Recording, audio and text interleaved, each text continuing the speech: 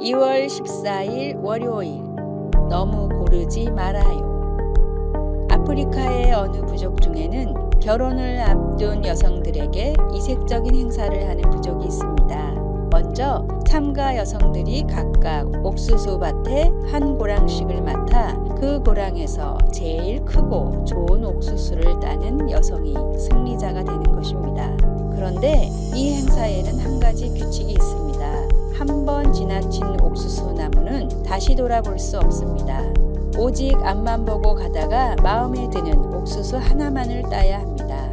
한 번 땄으면 도중에 좋은 것이 있다고 해서 다시 딸 수 없습니다. 그래서 여성들은 아주 신중할 수밖에 없습니다. 그런데 옥수수 밭에서 나온 여성들은 풀이 죽은 모습으로 작고 형편없는 옥수수를 들고 나오는 경우가 많습니다. 왜 그런 걸까요?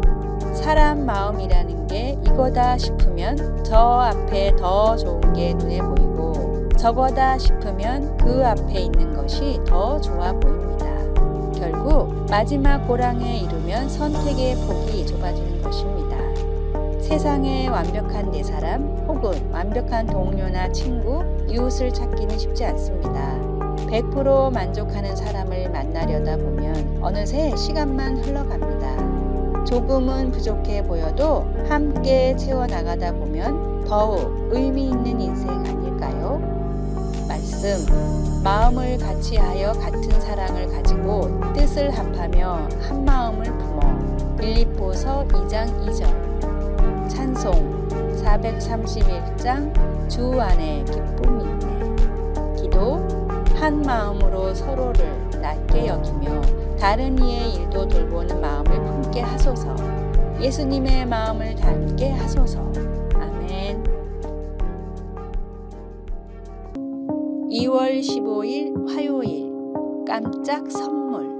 링컨이 대통령으로 재직하고 있을 때 백악관 옆에는 학교가 있었습니다. 링컨은 가끔 백악관 창가에서 학교 운동장을 뛰어노는 아이들의 모습을 즐겨봤습니다. 어느 날 창틈 사이로 아이들의 웅성대는 소리가 들려왔습니다. 링컨이 창밖을 내다보니 한 소년이 몇 명의 아이들에게 둘러싸여 울고 있고 아이들은 그 소년을 가난뱅이라고 놀려대고 있었습니다. 소년의 아버지는 남북전쟁에 참전했다가 목숨을 잃었고 어머니는 생계를 위해 홀로 청소부로 일하고 있었습니다. 선생님이 깨끗한 복장과 구두를 반질반질하게 닦고 등교하라고 했지만 소년의 구두는 너무 낡아서 광을 낼 수가 없었습니다.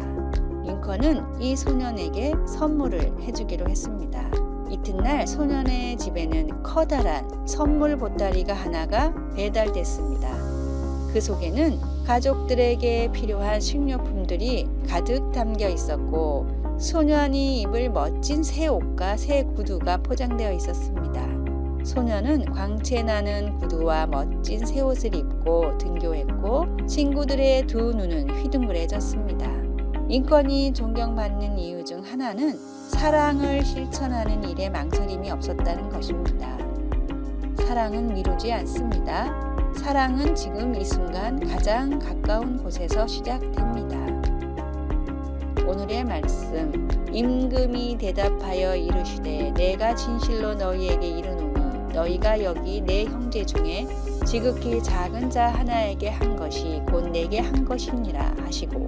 마태복음 25장 40절. 오늘의 찬송 307장 소리 없이 보슬보슬. 오늘의 만나. 다른 사람에게 바라는 일을 내가 먼저 베풀어 보는 하루가 되십시오.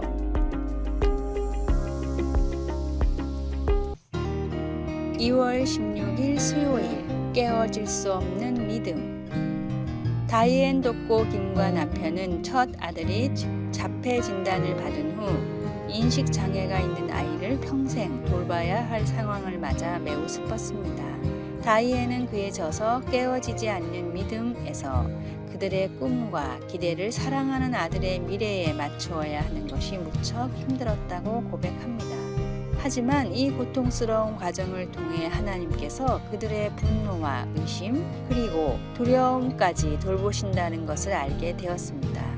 이제 그 아들은 성인이 되었고 다이앤은 자신의 경험을 바탕으로 특수 교육이 필요한 아이들의 부모들에게 용기를 북돋워 주고 있습니다. 그녀는 그들에게 하나님의 굳건한 약속, 무한한 권능, 신실하신 사랑에 대해 이야기합니다. 그리고 인생의 꿈과 기대, 삶의 방식이나 시절을 잃어버려 슬퍼하는 것을 하나님께서 충분히 이해하신다고 사람들을 확신시켜 줍니다. 이사야서 26장에서 이사야는 주 여호와는 영원한 반석이시기에 하나님의 백성들이 주님을 영원토록 신뢰할 수 있다고 선포합니다. 우리가 어떤 상황에 처하더라도 그분은 초자연적인 평안으로 우리를 붙들어 주십니다. 환난 중에도 변함없는 그분의 성품에 집중하고 그분께 부르짖으면 희망이 다시 샘솟게 됩니다. 어떤 상실이나 실망 혹은 힘든 상황을 맞을 때 하나님은 우리가 그분께 솔직하기를 원하십니다. 그분은 수시로 바뀌는 우리의 감정과 우리의 의문들을 해결해 주실 수 있습니다. 그분은 우리와 함께 하시며 영원한 소망으로 우리의 영혼을 새롭게 하십니다. 삶이 무너지는 것처럼 느껴질 때에라도 하나님은 우리의 믿음을 굳건히 해 주실 수 있습니다. 삶이 아주 힘겹게 느껴질 때 하나님께 솔직하기 어려웠던 적이 있었습니까? 꿈과 기대가 사라졌을 때 하나님께서 당신을 어떻게 도우셨습니까? 말씀, 주께서 심지가 견고한 자를 평강하고 평강하도록 이시리니 이는 그가 주를 신뢰함이니이다. 이사야 26장 3절. 찬송 543장. 어려운 일 당할 때 기도. 사랑의 하나님, 제 솔직한 감정으로 하나님은 언제나 신뢰할 수 있는 분임을 믿게 도와주소서. 아멘.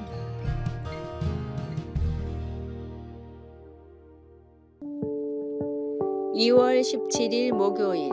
할머니의 수첩. 특별한 습관을 지닌 할머니가 있었습니다.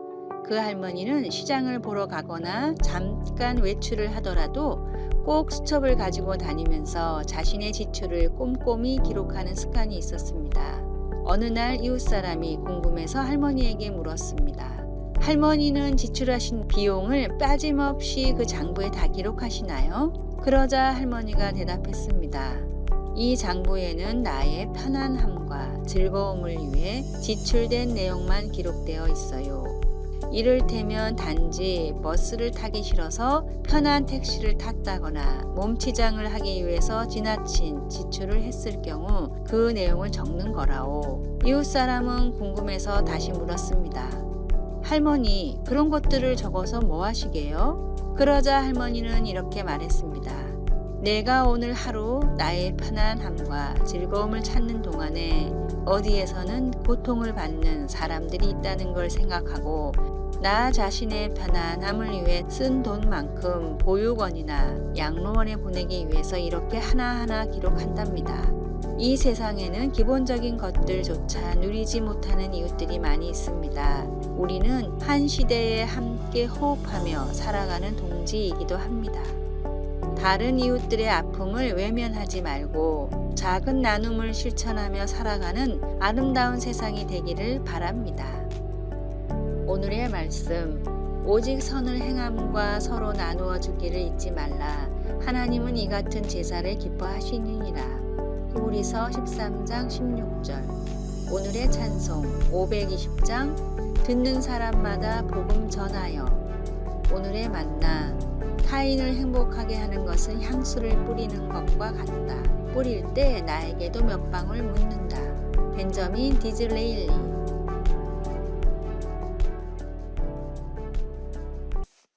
(2월 18일) 금요일. 반석 위에 지은 집. 미국의 어느 주에는 34,000호나 되는 집이 잘못된 기초공사로 붕괴될 위험에 처해 있습니다. 한 콘크리트 회사가 어느 채석장에서 돌에 광물질이 섞여 있는 것을 모른 채 돌을 캐내었는데 시간이 지나면서 이것 때문에 콘크리트가 갈라지고 부서지게 된 것입니다. 이미 600여 채의 집이 무너졌고 그 숫자는 시간이 지나면서 급증할 것으로 보입니다. 예수님은 잘못된 기초 위에 집을 짓는 것에 비유하시면서 우리 삶을 불안정한 토대 위에 짓는 것은 그보다 훨씬 위험하다고 말씀하셨습니다. 예수님은 우리 중 어떤 사람들은 삶을 견고한 반석 위에 지어서 극심한 폭풍우를 만나도 든든히 서 있을 수 있지만 어떤 사람들은 모래 위에 세워 폭풍이 몰아칠 때 심하게 무너져 버린다고 하셨습니다. 흔들리지 않는 토대와 무너지는 토대의 한 가지 차이는 그리스도의 말씀을 실천하느냐 아니냐는 것입니다. 문제는 주님의 말씀을 듣느냐 아니냐가 아니라 주님께서 힘주실 때 그 말씀을 실천하느냐 아니냐 하는 것입니다. 세상에는 많은 지혜와 더불어 많은 조언과 도움들이 있고 그중 많은 것이 선하고 유익합니다. 그러나 하나님의 진리에 겸손히 순종하는 것 외에 다른 기초에 우리 삶을 세우면 문제를 일으키게 됩니다. 하나님이 주시는 힘으로 그분의 말씀을 행하는 것만이 집, 곧 우리 삶을 반석 위에 짓는 유일한 길입니다. 누구의 지혜나 통찰, 의견을 가장 많이 듣습니까?